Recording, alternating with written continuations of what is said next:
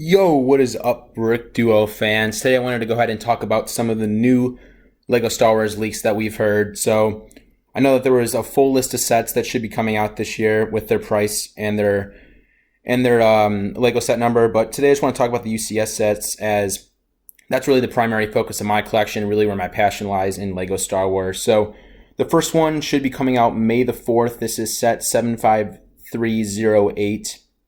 And there's also one that should be coming out in the fall. This is 75309 that retails for $350. The one that should be coming out May the 4th retails for $200. Now, I've seen a lot of people go back and forth about, we should be getting the Republic gunship this year. Is it going to be the $350 one? Is it going to be the $200 one? My personal opinion, I really think that this May the 4th $200 UCS set is going to be a Republic gunship. Let's go ahead and take a look at some of the past UCS sets we have. These are all sorted by price. So starting out with, boom, we got the B-Wing. Came out in 2012, retail for $200. Then the X-Wing, then the Slave One, TIE Fighter, Snow Speeder, Y-Wing, A-Wing. I mean, that is 7 sets in a row, guys, that all retail for $200. All are different vehicles, spaceships in LEGO Star Wars that either maybe even upscaled or some cases even downscaled, such as the A-Wing, where the A-Wing upscaled with other ones downscaled. Guys, this set's going to have to be the Republic gunship, in my opinion. I don't expect the Republic gunship to be, for the UCS set, to be extremely large. If you think about it, most of these ships that we've got UCS forms in, yes, they're bigger than their playset component, but they're not necessarily way bigger than their play component. For instance, the Y-Wing, yeah, it's a little bit bigger and way more detailed, don't get me wrong, and it comes with a unique stand for this set. But let's be honest, it's not anything really vastly larger, bigger than the playset, or even the X-Wing, or even the Slave One too, with the new Slave One coming out. I would expect this UCS set to be a $200, pretty much the same scale as the playsets we got, and just a lot more detailed. If there was a playset that was coming out with the Republic gunship, I'd expect it to probably be $150. So I'm really just expecting this to be a more detailed Republic gunship, good displayability, probably a little more pieces than maybe we're used to, because if it was a playset, it'd definitely be coming with a lot of unique minifigures, and we know that kind of drives the price. But UCS sets do, drive like a premium too.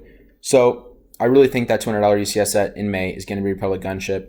So the next set, like I was talking about, the $350 one that should be coming out in the fall, that is set 75309 for $350. All right, guys, I really think this is going to be a Master Builder Series sets. If we've looked at the last 2 Master Builder Series sets, which would be Cloud City and then just recently Mos Eisley Cantina. Those are both $350. It really seems like LEGO's kind of zeroing in on this price range for the UCS sets to come out in May, and potentially these Master Builder Series sets that are retailing for $350. It just makes sense to me. Now, I'm not really sure what this set could be. I've heard some people talk about it possibly being Endor. We've gotten the Ewok Village before, but I've heard people saying it could be an Endor bunker. I don't think anyone knows any insider information. I think that's just a really good educated guess, right? If you think about it, Endor Battle Bunker just makes sense. You could easily make a $350 set with a good bunker, lots of minifigures, maybe a little ATST on the side, some speeder bikes, lots of minifigures, just like the Ewok Village, and really make it unique. Also, we've seen some other sets that kind of relate to it too, with the new Imperial Shuttle playset that's coming out this year.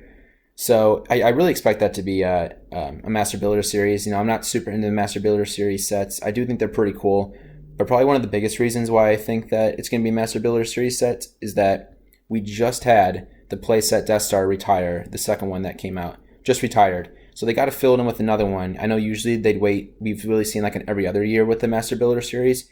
But I think since they're taking the Death Star away, they might be able to, kind of make sense that, all right, let's put another one on shelf, because they're taking a $500 set off the shelf. Let's put a $350 one back on the shelf. So it kind of makes sense to me.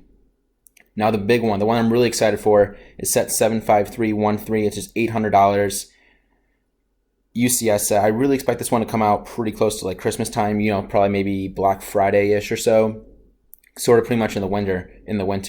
And I really think this one's going to be a Death Star. Now, I've heard a lot of people saying that it's going to be, or they want it to be, or that they think it's going to be a fully paneled Death Star. And just with the price tag, I'm not sure if I see that really being a possibility, just because I feel like there's got to be a bunch of greebling in this for it to be $800, And I think it'll look a lot like the Death Star too. And the Death Star 2 is one of my favorite sets of all time. I would love to have this set in my collection. I think it just looks amazing. Although my thought actually is that they're going to make it so you have the ability to make it fully paneled, or you can have this half construction sort of look from the Death Star 2 all the way back from 2005. So what do I hope that I see? I really hope that it's either just a greebled half Death Star like the Death Star 2, or it has the interchangeable. If it's just one giant ball and it's $800, I mean, it's going to have to be absolutely gigantic for, if it's going to cost $800. And I just don't really see that being possible. I mean, the stand has to look somewhat correct too. It has to be able to fit somewhere. And I think an $800 UCS Death Star that's fully paneled would just be obnoxiously big. So I just don't see that happening. But I really think it's going to be a Death Star. Now, something interesting is now that they're going to have 3 $800, $700 UCS sets on shelf with the Millennium Falcon, the Imperial Star Destroyer, and then probably, like I'm thinking, the Death Star for another $800. I think that'd be crazy if LEGO had all 3 on the shelf at one time. Don't get me wrong, I'm pretty sure the Millennium Falcon and the Imperial Star Destroyer, I know the Millennium Falcon's done really well, and I'm pretty sure the Imperial Star Destroyer has done decent. But I think it would just be crazy for them to have 3 of those on up for sale at the same time. So this begs the question, do you think the UCS Millennium Falcon will be retiring this year, the largest LEGO Star Wars set of all time? I certainly could see it happen. I could see them replacing the Millennium Falcon with the new largest LEGO Star Wars set of all time. No word yet on if that will happen, but definitely just keep your eyes open and make sure you're listening. Kind of just going to end with that thought. Tell me what you guys think down below. You really think LEGO's going to have two $800 sets and one $700 set at the same time? I personally just don't see it, but I'd love to hear your thoughts. Make sure to like, comment, and subscribe. This is Brick Duo signing out. Thanks, guys.